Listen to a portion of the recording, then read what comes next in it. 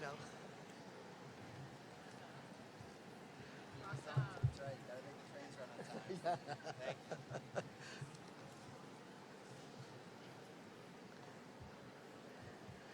Good afternoon. Good afternoon, Congress. Oh yeah, okay, just checking, because this is an afternoon workshop and it is after lunch. A couple of things are true is that, you may be a little low on energy, but the other thing that you should know is that the Congress Committee always puts its best speakers in the arena in the afternoon, right? This is no exception. In a minute, I will get to the introduction of our distinguished speaker, but before I do, allow me to introduce myself. My name is Steve Picard, and I'm a member of the organizing committee for Los Angeles Catholic Bible Institute. The Bible Institute, thank you, I hear that in the back, thank you. I hear that and want to let you know that the Bible Institute is an excellent program in biblical formation for everybody. You can find out more information about this at the ORE booth in the exhibit hall. We're a combined program under the auspices of the ORE in partnership with Loyola Marymount University. So please check that out. A couple of things, let me draw your attention to page 7 of your program book and to the very top paragraph which says, by your attendance at this event, you are granting your permission to be filmed, videotaped, audiotaped, and all kinds of other things. Now, you probably already know that, but that's of specific importance here in the arena because, one, we are being live streamed to the world. Everything that goes on in the arena this weekend is being broadcast via internet to everybody who would like to tune in and watch. So, a couple of words to the wise. That suggests you be on your best behavior. It also suggests that if your heart is joyous and blessed, tell your face.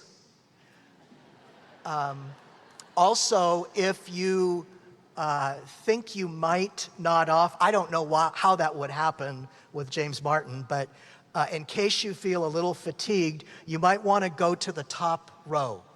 Okay, we have 4 cameras in the arena. I can't promise you they won't find you up there, but the odds are a little less. So yeah, you might want to go up there. And now for some really important announcements. That was just kind of fun. We do need help for the distribution of Holy Communion at the liturgy in the arena this evening. So if you are a parish Eucharistic minister, please consider turning yourself in to the sacristy over here at the west entrance of the arena, and what you will do is let them know that you would like to help with the distribution of communion this evening. We really, really do need your help, and we really appreciate it. So the sacristy is over here out the west door, and the table that is taking sign-ups for Eucharistic ministers is right in that area there. So thank you in advance for that. Please allow me to lead us in a prayer as we begin this workshop. Let us begin in the name of the Father, and of the Son, and of the Holy Spirit. O God, you are kind and merciful. You never let any of your children out of your sight, even though we may seek to run away from you. You call us home and are ever ready to forgive us. Give us a heart that is always open to your grace, that your mercy may overflow in us. Give us hearts of courage, that we may never shy away from what justice demands. May Jesus, your Son, and our Good Shepherd, lead us all to your kingdom, where you live and reign forever and ever. Amen. This, my friends, is workshop 6-1, Lazarus, Come Forth.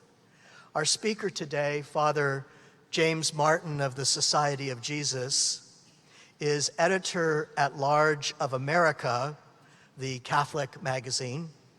He is the author of numerous award-winning books, including most recently Building a Bridge and 7 Last Words, The Abbey, Jesus a Pilgrimage, Together on Retreat, Between Heaven and Mirth, my favorite, The Jesuit Guide to Almost Everything,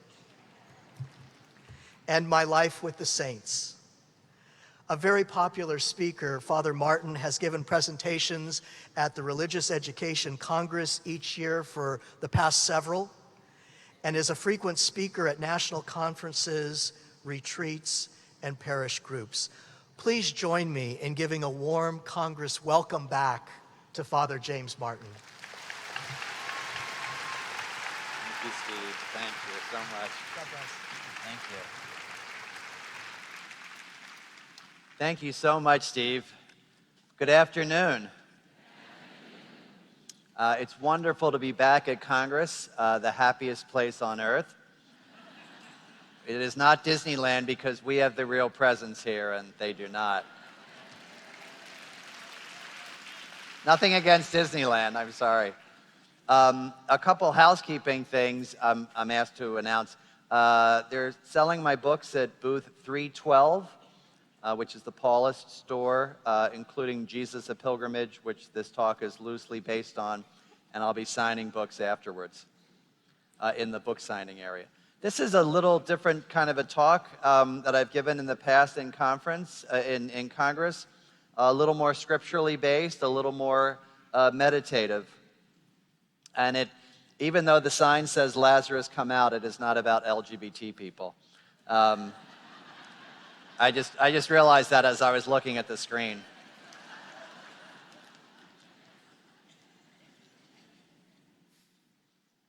The town of Bethany, which is mentioned frequently in the Gospels, used to be reachable via a path that led from Jerusalem through the Garden of Gethsemane, up and over the steep Mount of Olives. In fact, you can still see the steps that Jesus would have used, the old Roman stones that go from Jerusalem to Bethany. But the path that Jesus used is no more. The wall, which you can see in this picture, which was installed by the Israeli government, dividing off Palestinian territories, makes direct access impossible. Now you have to take a bus from the old city walls to Bethany. The town, quite poor in Palestinian territory, is called by the locals El Azariah, after the name of Lazarus. You wend your way through streets, and by the way, I just took these pictures for you, truly, a few weeks ago. I'm going to be sort of folding in pictures from the Holy Land with some recreations of the story of Lazarus, which use Middle Eastern faces. You wend your way through the streets and trudge up that hill that leads to the Church of St. Lazarus.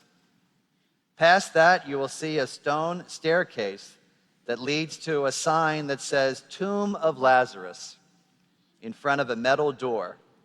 The caretaker to the shrine of Jesus' greatest miracle, truly, is a Muslim man who holds the keys. He has a shop across the street from this, and he holds the keys to the place where Jesus' greatest miracle happened. A long stone, narrow staircase leads down to the place where, by tradition, Martha and Mary, the friends of Jesus, laid their brother Lazarus. So today, my brothers and sisters, I would like to reflect with you together on the story of Lazarus and really unpack it and see what it might have to tell us today, not only about Jesus, but about Jesus' place in our lives. Is this really the place of Jesus' greatest miracle? Well, the New Testament scholar and archaeologist Jerome Murphy O'Connor writes this, quote, "There is no problem about its identification. A village on the main road to Jericho perfectly fits the distance from Jerusalem given in John 11.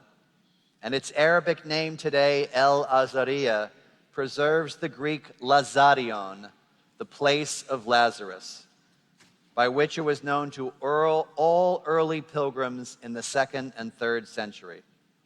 In Jesus' time, this area functioned as a cemetery. The only difference today is that the entrance to the tomb was slightly altered.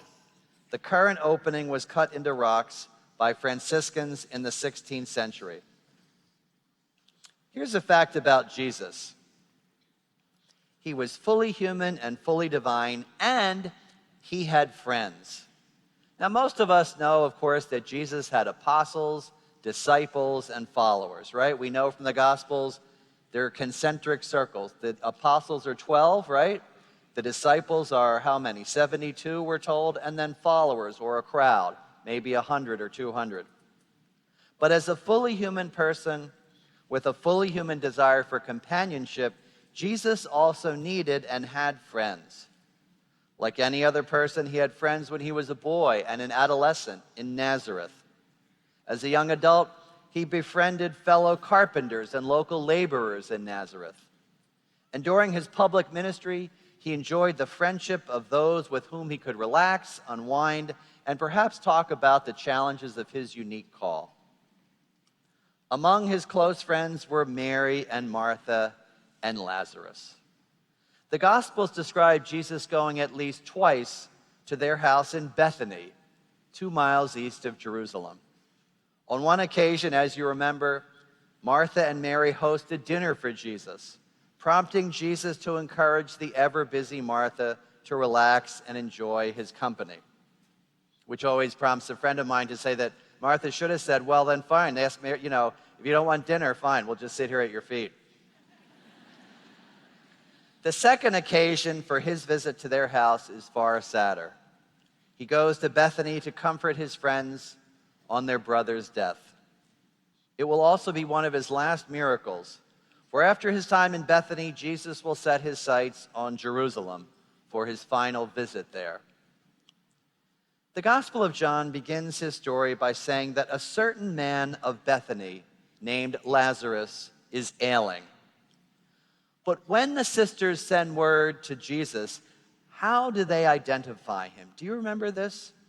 They don't say, Lazarus, our brother, is ill, right?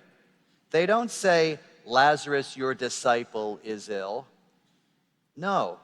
They don't even say what you would expect someone in the New Testament to say, Lazarus of Bethany is ill.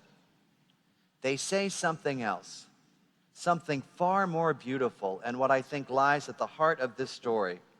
The Greek words are hon philes, he whom you love. He whom you love is ill, says the man's sisters. It is a small but touching indication that Jesus and Lazarus must have been extremely close. There is some speculation that they might have been best friends. Jean Vanier, do you all know Jean Vanier? The founder of the L'Arche community, who I think is a living saint, the community that brings together people with and without disabilities together, suggests beautifully that Lazarus might have been disabled. Have you ever thought about this? The Greek word used for his condition, asthenon, means not only sick, but perhaps weak or frail or ailing. And notice Jean Vanier says, in the other story, Mary and Martha are pictured as heads of the household when Jesus visits, right? In a patriarchal society, it would have been Lazarus' house. And why doesn't Jesus speak to Lazarus when he's visiting Mary and Martha? Why doesn't he figure in that story more prominently as the head of the house? Jean Vanier, with his typical sensitivity, suggests that Lazarus might have had some developmental disability, which is why he doesn't speak. So him being described by the sisters as he whom you love is more poignant in that way, isn't it? After receiving words of his friend's illness, Jesus does not leave immediately for Bethany, but stays where he is for 2 more days. The disciples must have been confused. Why would Jesus, who had healed strangers, not rush to his friend's bedside? Why would he actually delay going? It must have seemed heartless. Some commentators say that Jesus might have wanted to ensure that Lazarus was truly dead, right? The Jewish tradition at the time was the soul hovered around the body for 2 or 3 days in order to authenticate what he was about to do. You know, he is truly dead. It is not some mistake. Others say that Jesus wanted to demonstrate his freedom. He will go when he wishes to go. God acts when God acts. But especially in John's gospel, Jesus makes decisions that may seem mysterious by human standards and which make sense only afterwards, when the disciples reflect on his actions. It also points out Jesus' aloneness. Jesus is not without friends or without the comfort of his Father in prayer, but Jesus must make decisions on his own, choices that probably seem confusing to those around him. This is true of all of us, my brothers and sisters, when we make truly free decisions, right? It sometimes feels like we are alone. Jesus is free, but in that freedom comes some loneliness. His struggles are compounded by the fact that he knows he is moving closer to his great test in Jerusalem. 2 days later, he says he will return to Judea, where Bethany is located. By the time he has arrived, Lazarus has been sick for several days, and many people have come to join Mary and Martha in their time of mourning. The sisters' grief was doubtless compounded by the fact that despite their pleas, their friend Jesus did not show up. The man that they hoped would cure their brother hasn't even bothered to come. When Martha hears that Jesus has arrived, she leaves her sister behind and rushes to meet him. She was probably overjoyed at his arrival after spending several days longing for his comfort. All of us want friends near us in dark times. But Martha may have also been confused or even angry. Now that Lazarus is dead, Martha's emotions would not have been unwarranted over Jesus' seeming delay. Lord, she says, isn't that a beautiful picture? Lord, she says, when she meets him, if you had been here, my brother would not have died. Is she rebuking him or showing her faith? Maybe both. Martha mirrors many of us in times of pain and suffering and loss. We toggle between anger and hope, right? Confusion and belief. It's very human. In the depths of sadness, it's sometimes hard to believe, much as we know that we would like to or should believe or even do believe.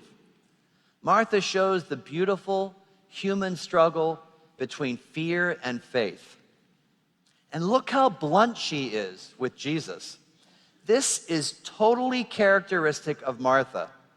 You remember when Jesus is at her home and Mary is not doing some work, as I mentioned, she complains by saying, one of my favorite lines in Scripture, "Tell her to help me." Tell her. Who talks to Jesus like that? Hey, you tell her.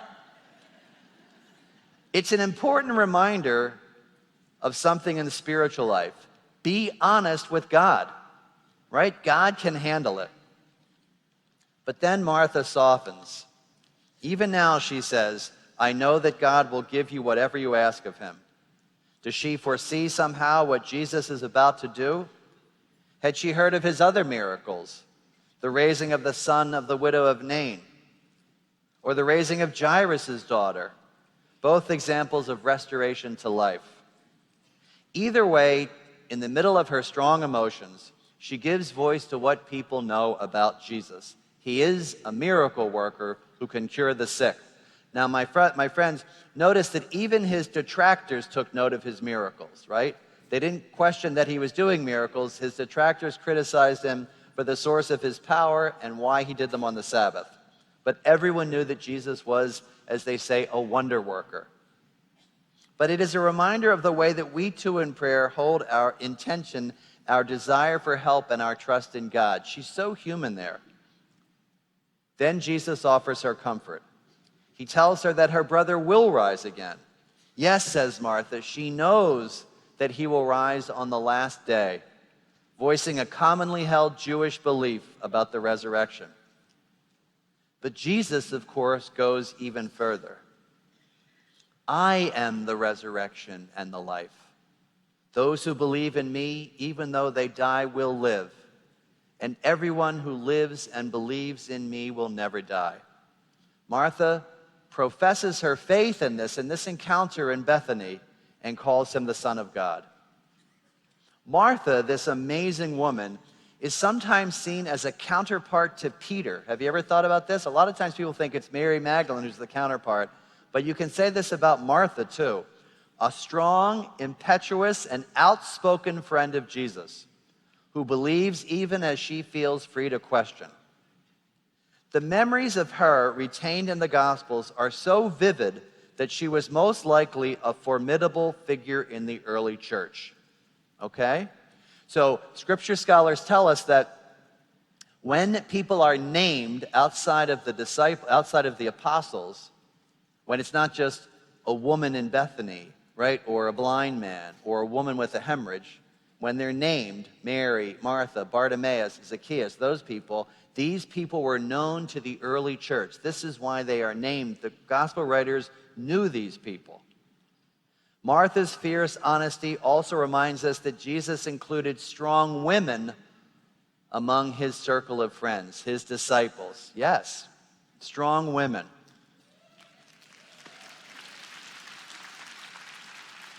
By the way, to that end, I want to say something that always strikes me. Talk about strong women in the Gospels. I want to take a brief aside and talk about Mary Magdalene. Let's just remember that in the time between the risen Christ appeared to Mary Magdalene, right, at the tomb, and charges her to go to the other disciples, let's say that's an hour or so, right, from the garden to when she meets the disciples. In that time, Mary Magdalene was the church. Because only to her had been revealed at that time the full Paschal mystery. So any discussion of women's leadership roles in the church should start with that fact.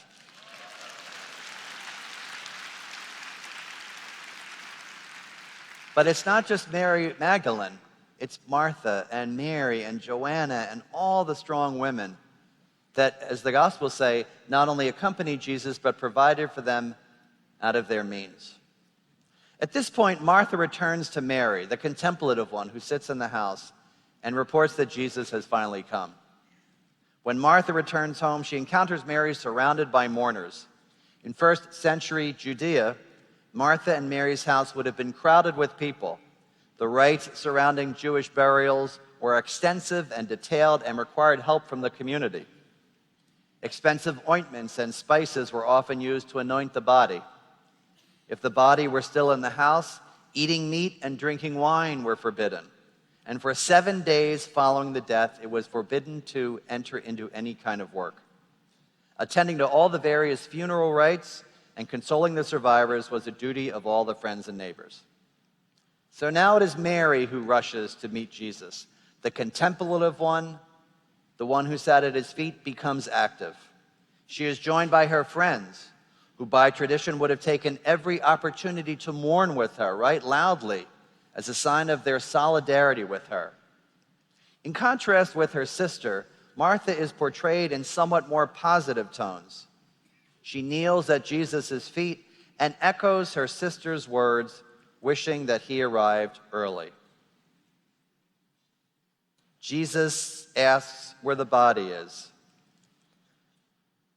Mary answers, "Lord, come and see." which is exactly what happens. That's what Jesus says to the disciples at the beginning of the Gospel of John. The next line in Greek is only 3 words, erakrusen ho Jesus. Jesus wept.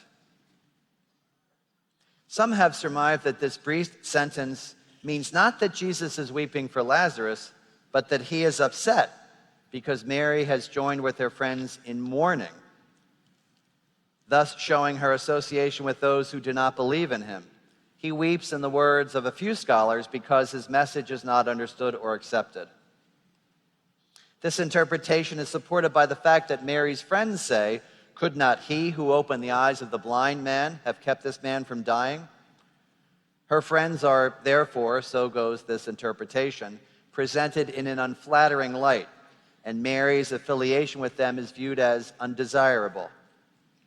Bolstering this impression is this: immediately before Jesus weeps, he is described as greatly disturbed in spirit. The Greek word used, ebrimomai, is a strong one. It can mean frustrated or even angry. It's sometimes used, believe it or not, to describe a horse snorting. It's a very strong word in the Greek. But I think that's too negative a way of portraying the Jewish faith of Martha and Mary. It seems more likely to me, and probably to you, my brothers and sisters, that Jesus weeps because he is sad.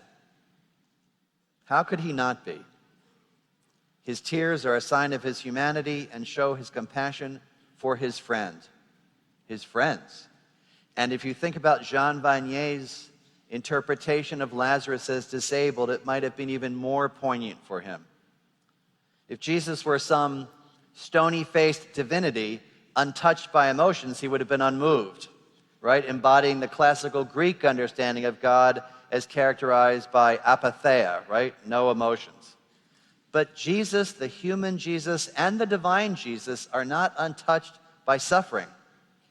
Not untouched by Lazarus' suffering, not untouched by our suffering.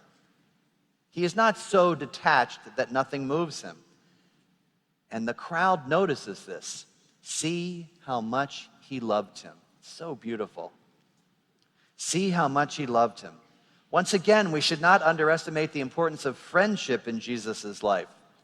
Not simply in his public ministry, in which he offers friendship to those on the margins, to the excluded, and participates in table fellowship, but in his private life as well. The Gospels show that Jesus treasured people's company. He enjoyed celebrating with them. And remember, people always laugh, but I always say, his first miracle was to make more alcohol for a party. It's true. It's easy to imagine Jesus spending time with Martha, Mary, and Lazarus in their home in Bethany, taking time off from the rigors of the road, perhaps sharing with them some of the loneliness of his ministry, and of course, since he was fully human, and so were they, laughing. But now by the tomb he weeps. I'm sure all of us in this room know the pain of losing a friend, a family member, a loved one, a spouse, a child. And remember that Lazarus is called by his disciples the one whom you love. He may be weeping for both the loss of Lazarus and for the pain that Lazarus' death has caused Martha and Mary. John's gospel, which is often seen as so elevated and so kind of theological and high-flown, invites us into this most intimate moment with Jesus. His humanity is on full display. So is his divinity. It's God who weeps too. Jesus weeps, but he also publicly declares that he is the resurrection and the life, and Mary affirms his divinity. The man who is proclaimed as divine shows compassion. God weeps for Lazarus. When Jesus is brought to the tomb, he orders the stone to be taken away. At the time, some of the stones in the region consisted of a cave and a stone that fit into a groove dug into the ground so the stone could be rolled away. Actually, the stone would have been circular. They actually had circular stones. So the idea of taking away the stone fits perfectly with archaeological evidence. This kind of burial was widespread in first century Judea. Many of the dead were buried in either natural caves or holes carved in rocks, where there would have been several shelves for bodies, each wrapped with linen, with the head and hands wrapped separately. The practical Martha, however, protests. Lord, there is already a stench because he has been dead for 4 days. Why would Jesus open the tomb? Martha might have thought, I read this recently, which is really interesting. Martha might have thought that Jesus wanted one last look at Lazarus. So she's protesting. Martha's protests are reasonable. If you open the tomb, it will smell. Neither she nor the Gospel of John sugarcoats death in any way. But also notice something else, and not to be too hard on Martha.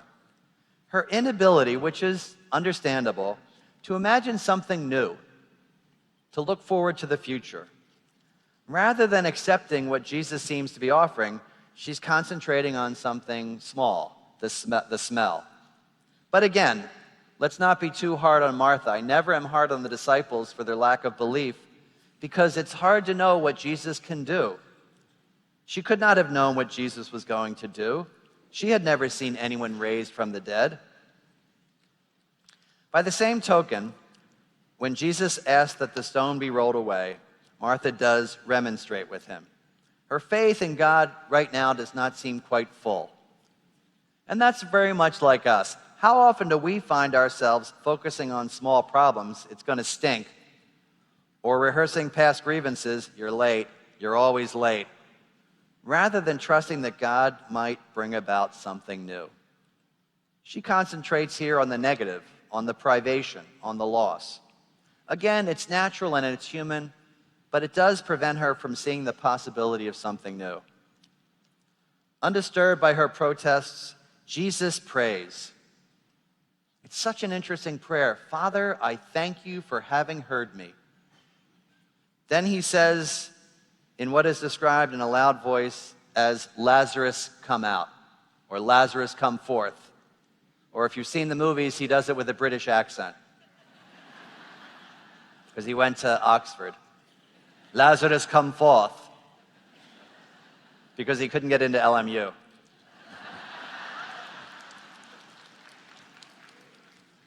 The Jesuit theologian Karl Rahner uses 3 incidents to tell us something about Jesus' prayer, which I find so beautiful.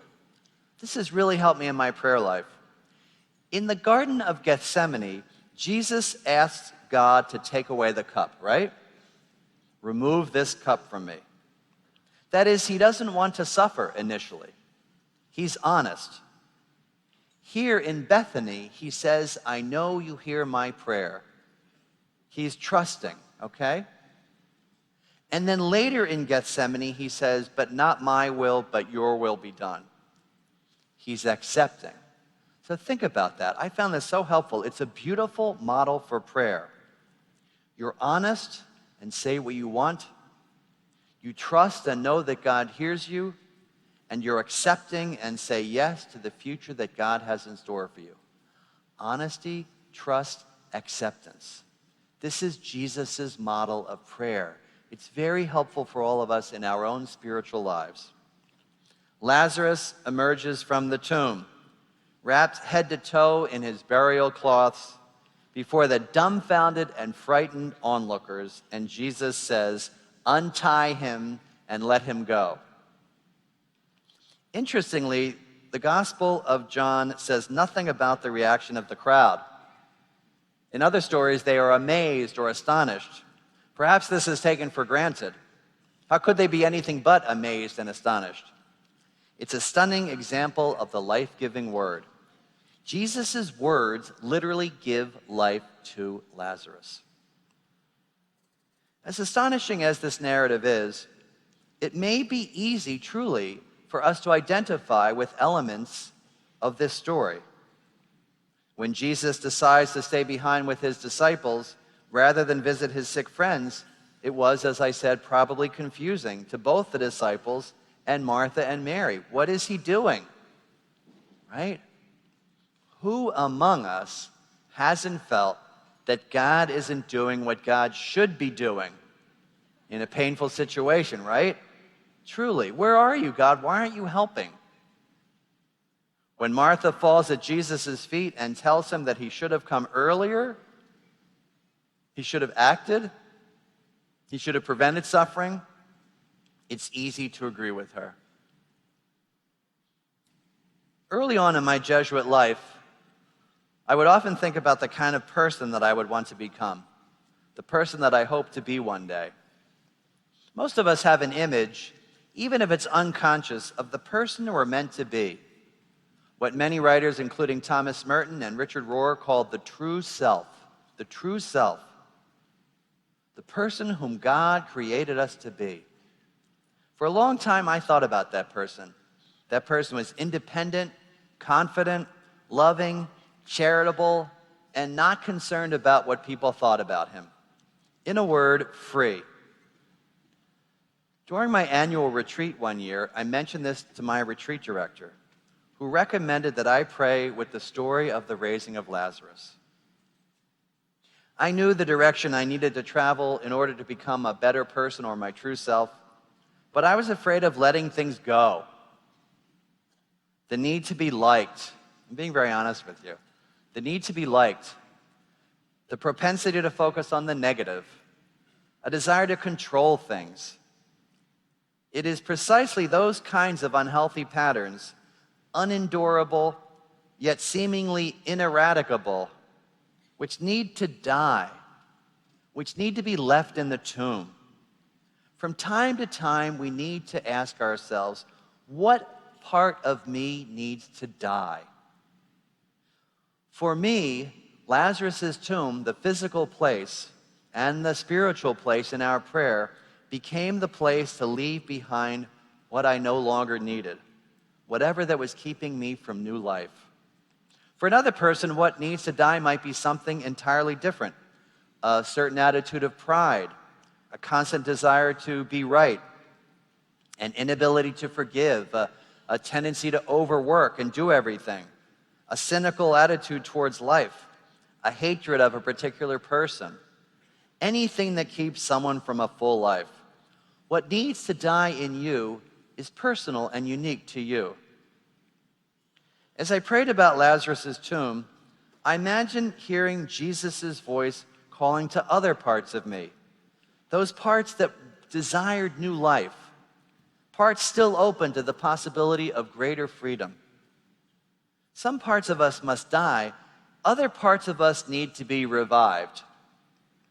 Some aspects of our lives are like dormant seeds awaiting the sunshine of God's life-giving word. Maybe we have closed ourselves off to new relationships or decided to look for love in our family no longer. Or maybe we've given up on something like finding a good parish or feeling at home in the church. Sometimes the dead parts of ourselves aren't meant to be dead. But in order to experience new life, we have to listen for God's voice, just like Lazarus did. Often, it seems like those dead parts may be completely beyond the reach of God.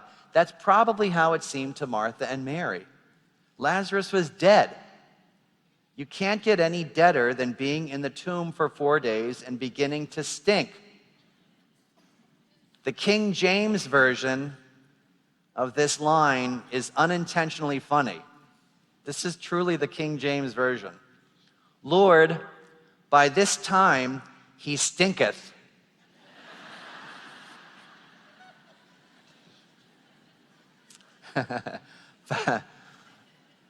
But God's word can awaken anything. On that retreat, I found it easy to imagine myself in the tomb as Lazarus. You know, the Ignatian Contemplation, where you're invited to picture yourself in the gospel story. Jesus placed his hands on the cold, dark, damp opening of the tomb and spoke to me in this meditation in a whisper, the softest voice imaginable. It was a gentle sound, an inviting voice calling to the parts of me that wanted to live. In such quiet ways, you know, the still small voice, not maybe a voice in prayer, but just something that happens in our lives, God speaks to us. Sometimes, however, God needs to speak to us more loudly. That's one way to look at what is described in the Gospel of John as Jesus' loud voice. He called out in a loud voice. God may need to get our attention in a very blunt comment from a friend that provides the right solution in a crisis. In an intense prayer experience that just floods us with peace or tears. In a Bible passage that just hits us like a thunderclap. Or in a homily that seems, you ever had this experience that seems tailor-made for us so that the dead parts of us can hear? Sometimes God hits us over the head with a 2x4, basically. Obviously, we don't hear God physically speaking to us as Jesus did to Lazarus. Yet God calls to us in other ways and offers us change in a variety of modes. Perhaps in your prayer you feel drawn to a more selfless life. Perhaps when hearing a Bible passage read aloud, you feel moved to be more generous. Perhaps during a Mass here at Congress, you feel the call to lead a more prayerful life or a more active life. Perhaps a conversation with a friend suddenly encourages you to think about forgiveness. God calls to us in whatever ways are needed to help us come forth from our tombs. The family and friend of Lazarus are dumbfounded that Jesus has to tell them, so dumbfounded that Jesus has to tell them what to do. Do you ever think about that? I mean, the guy is like covered with bandages. And Jesus has to say, yeah, untie him now. They don't know what to do with the newly alive Lazarus. As our friends and family often don't know what to do with us after we have listened to God's voice, right? After we've had some sort of conversion experience or have changed in some way, have turned over a new leaf, sometimes our friends and family don't know what to do with us. That's okay. Jesus' final words in this story may hold another meaning too. Unbind him and let him go. In the Greek, loosen him and let him go. It's an invitation to all of us who are freed from unhealthy patterns and old behaviors. Untie him and let him be who he is meant to be. Untie him and let him be his true self. When I finished praying over that story many years ago, that's how I felt. Free to go wherever Jesus would take me. But before that, we have to confront our stuckness. Let's consider some possible reasons that Martha focuses on the stench. Martha and Mary, like many of us, may have been focused on the past, on the impossibility of anything changing, and so are not as open to seeing what might lie before them. Now, this is the case as a digression in our church today. In these days of crisis, it's very hard to see beyond the past. Now, remember, Martha and Mary presumably had heard, if not actually seen, Jesus do incredible things. There are several stories of Jesus raising people from the dead in the Gospels that I mentioned.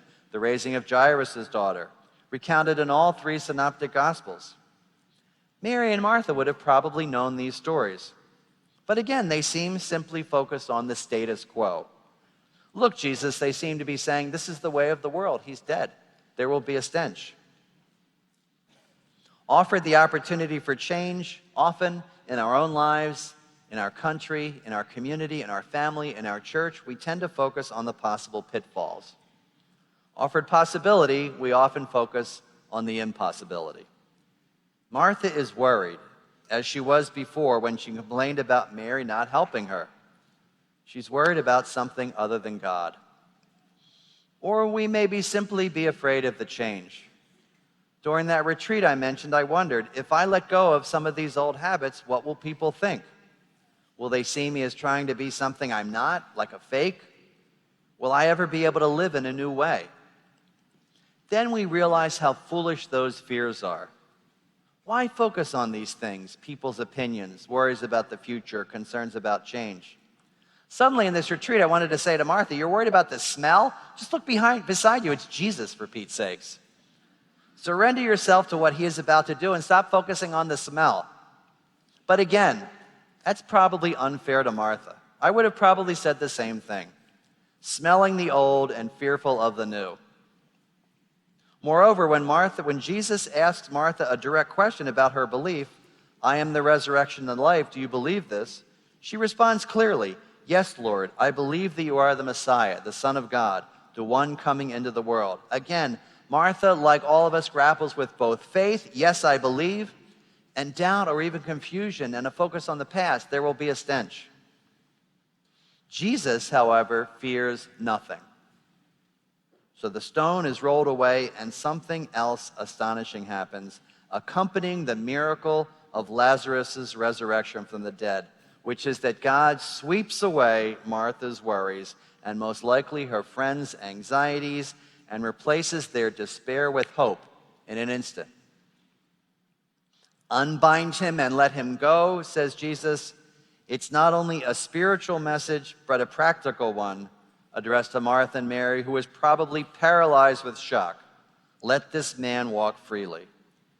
Jesus is gently telling them how to help their brother again. The image of Jesus inviting the removal of bandages really had great resonance with me. During that retreat, I was worried about leaving behind what Merton and Rohr and other people call the false self, the image that we want to present to the world, right? Not the person who we are before God. The false self, as you probably know, is the person that we want others to see. In control, on top of the situation. In a word, cool. And Merton uses that very image of bandages when he's talking about the false self in his book, New Seeds of Contemplation. This is a quote. This is so beautiful. "I use up my life in the desire for pleasures and the thirst for experiences, for power, honor, knowledge, to clothe this false self and construct its nothingness into something objectively real." You remember the old movie, The Invisible Man? Something like that. "And I wind experiences around myself and cover myself," I love this, "with pleasures and glories like bandages in order to make myself perceptible to myself and to the world, as if I were an invisible body that could only become visible when something visible covered its surface." End quote. That's Merton. Once we realize how centered on the past we've been and how needlessly worried we are about stepping out of the tomb, we are ready to embrace new life. We end up wanting to leave the bandages or the false self in the tomb and step into the light. The first time I went to Bethany, I peered in the dimly lit tomb and tentatively started my climb down the stairs. When I first imagined going to the Holy Land, I expected that the Tomb of Lazarus, the site of Jesus' greatest miracle, would be the most crowded of sites. It's not, because it's in Palestinian territory. And on that day that I first went, I was alone. Even lit, that's an actual picture, the narrow stone stairwell was dim. As I descended, my footsteps echoed against the damp walls. In a few seconds, I was in the small chamber where there was barely enough room to stand. On one side of the room, cut into the wall, was a small opening on the ground, perhaps 3 feet wide by 4 feet high. That opening led to another chamber, the actual tomb. To enter, one has to get down on one's hands and knees and crawl through the tight space. So I've been doing pilgrimages now with America Media and Catholic Travel Center for the last 5 years.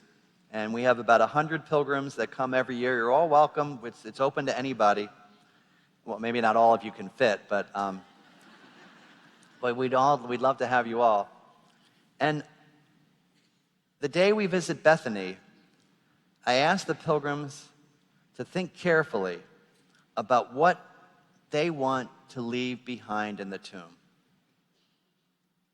What do you want to let die? And you know, you don't have to go to the tomb in Bethany.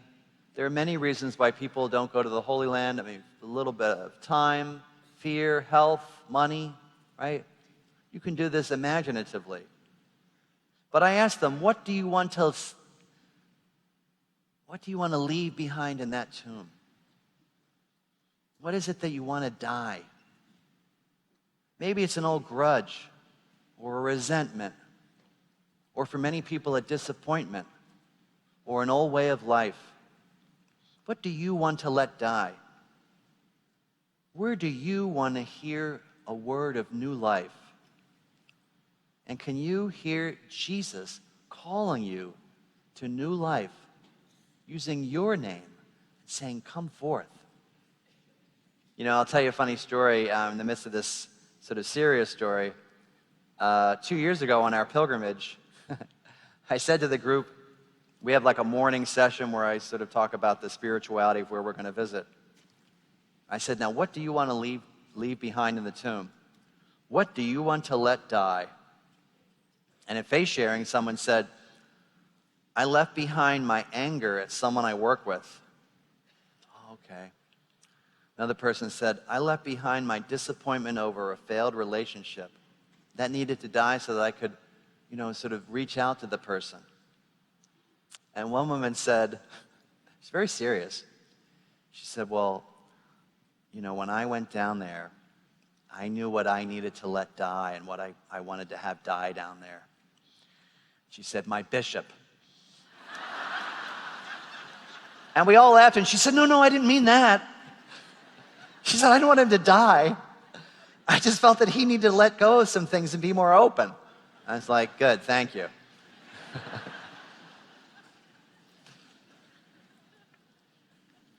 So, on a more serious note, I want to ask you, and we're going to read the story of Lazarus together.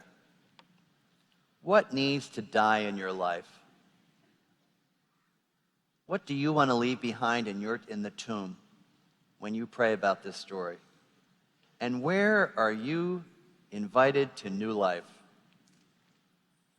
My brothers and sisters, I really mean this. Even if you never get to Bethany, to El Azaria, my prayer for you is that you can one day leave behind those things in your life that need to die. And to hear Jesus saying to you personally, using your name, as he did to Lazarus all those years ago, come forth. So let's just close our eyes, and as a way of closing, now that we've meditated on this story, I'd like to invite you into a Ignatian Contemplation. Just take a deep breath and close your eyes. It's okay if you fall asleep. I know it's after lunch. Thérèse of Lisieux used to say that when you fall asleep, God loves you like a mother loving a sleeping baby. Isn't that nice? That's not an excuse to fall asleep in prayer, by the way. Or what we used to call in the novitiate prayer naps. So I'd like to invite you to just take a deep breath, close your eyes. We're just going to do a very short guided meditation. I want you to imagine yourself in the story of Lazarus. I want you to imagine the ancient town of Bethany. I want you to imagine with as much vividness the sisters and Lazarus.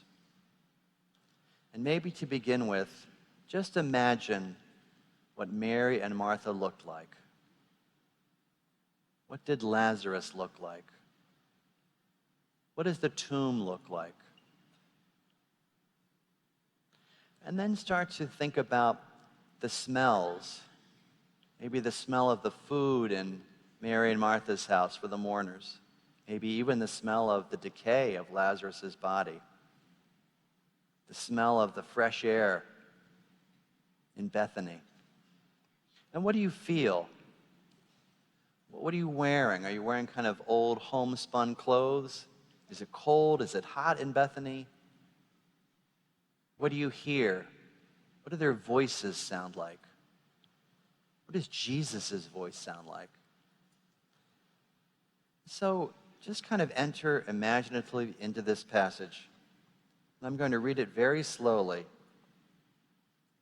and ask you to be with Mary and Martha and he whom you love.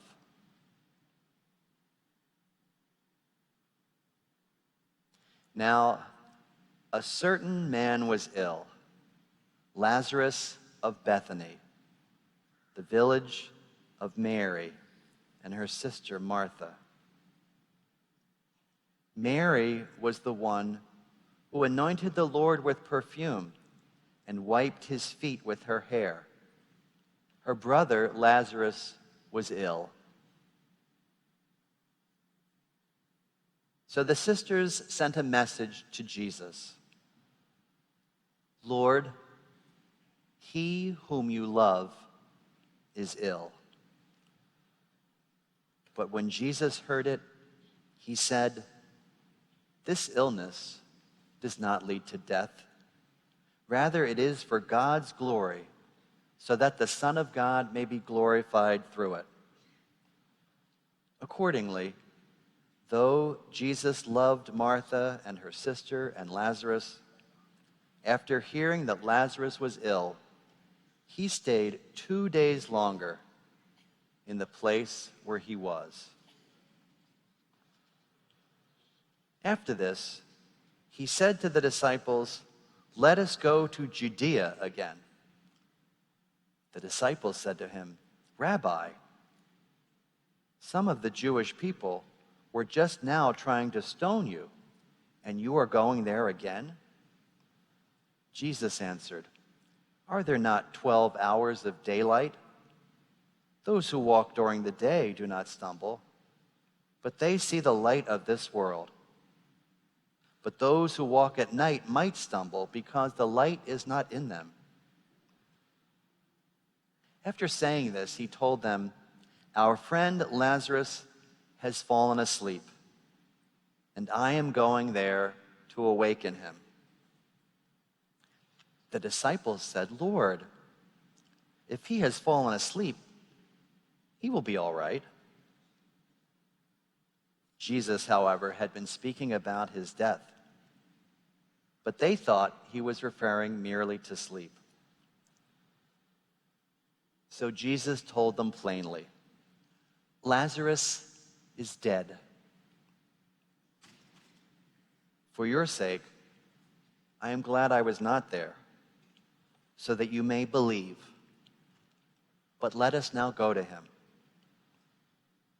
Thomas, who was also called the twin, said to his fellow disciples, let us also go, that we may die with him. When Jesus arrived, he found that Lazarus had been in the tomb for 4 days.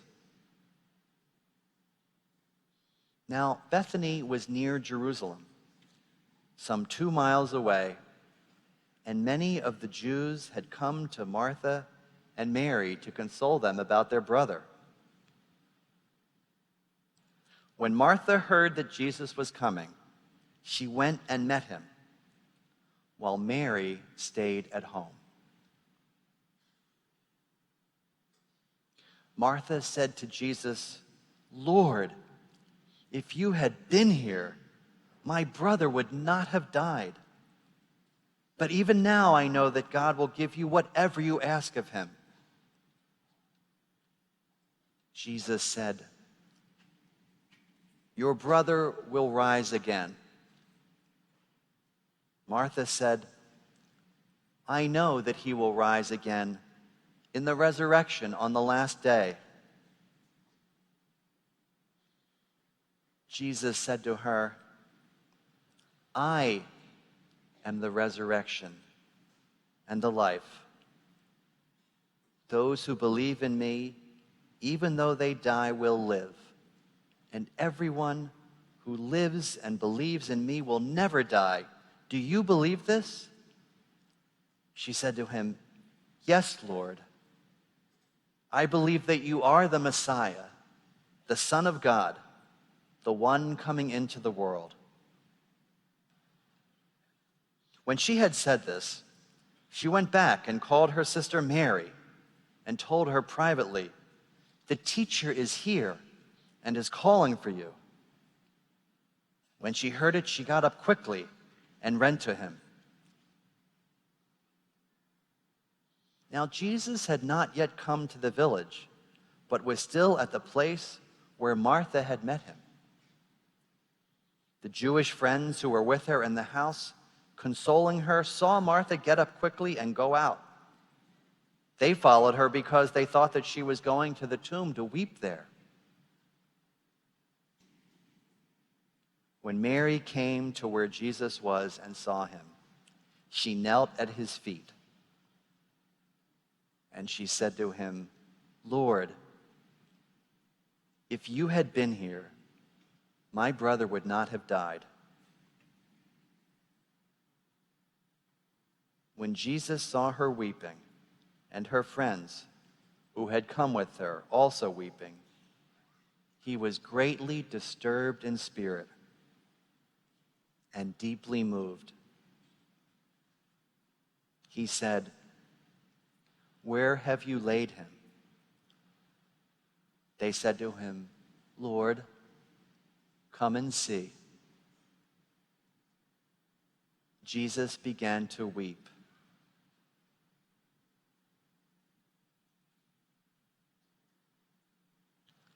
So their friends said, "See how much he loved him."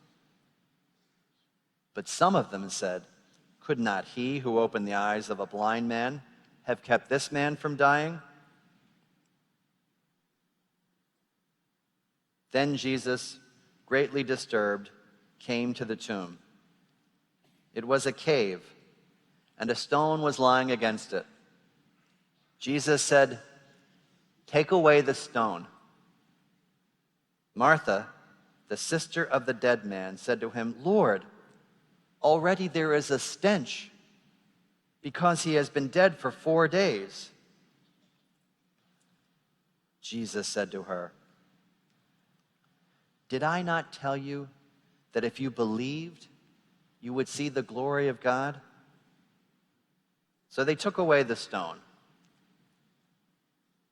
Jesus looked upwards and said, "Father, I thank you for having heard me. I know that you always hear me, but I have said this for the sake of the crowd standing here, so that they might believe that you sent me." When he had said this, he cried out with a loud voice, "Lazarus, come out." The dead man came out, his hands and his feet bound with strips of cloth, and his face wrapped in a cloth. Jesus said to them, "Unbind him and let him go." The gospel of the Lord. Thank you, my brothers and sisters.